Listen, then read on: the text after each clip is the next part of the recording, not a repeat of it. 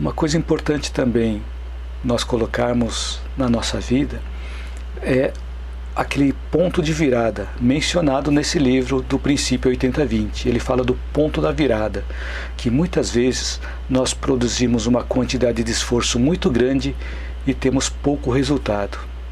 E é nesse momento que muitos de nós desistimos.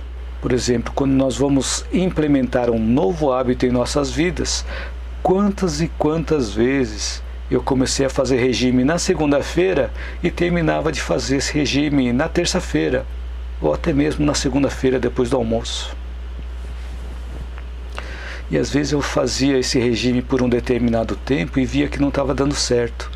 E até tinha uma frase que um dos colegas de trabalho falava assim: eu fiz regime durante 30 dias e perdi 30 dias. Então na realidade eu não tinha perdido peso nenhum, né? Só tinha perdido os dias. Mas se nós persistirmos e conseguirmos vencer essa resistência, uma pequena quantidade de esforço extra vai trazer para a gente grandes resultados. Então a minha persistência em não fazer o regime, mas em fazer uma reeducação alimentar, com acompanhamento de uma médica e uma nutricionista, que eu ainda continuo fazendo, me trouxe e me vem trazendo grandes resultados, melhorando os resultados dos meus exames médicos e até a minha disposição física. Então, se nós sabemos que algo dá resultado, nós podemos superar esse ponto da virada, que depende apenas de um esforço extra, ou seja, depende de perseverança. Quando nós demonstramos esse esforço no bem, o universo conspira para que aquilo aconteça. Então, como nós podemos aplicar o princípio 80-20 na prática em nossa vida, transformando a nossa vida em uma coisa mais simples, em uma vida mais simples? Nós podemos, por exemplo, delegar ou terceirizar as atividades do dia a dia, sempre que for possível fazer isso. Por exemplo, serviços mecânicos, faxina, decoração, conserto de eletrodoméstico, ou conserto na parte hidráulica ou na parte elétrica, passar roupa, etc. Então existem várias atividades que nós fazemos normalmente no nosso cotidiano. Se nós pudermos terceirizar, isso vai fazer com que a nossa vida se torne mais simples. Nós podemos utilizar esse tempo para fazer outras coisas. Então, se nós tivermos várias atividades para fazer, nós podemos analisar onde podemos aplicar 20% dos nossos esforços, que podem levar a 80% dos resultados. E quando nós fazemos isso, a nossa ansiedade tende a diminuir. Nós podemos focar onde realmente importa para atingir os nossos objetivos.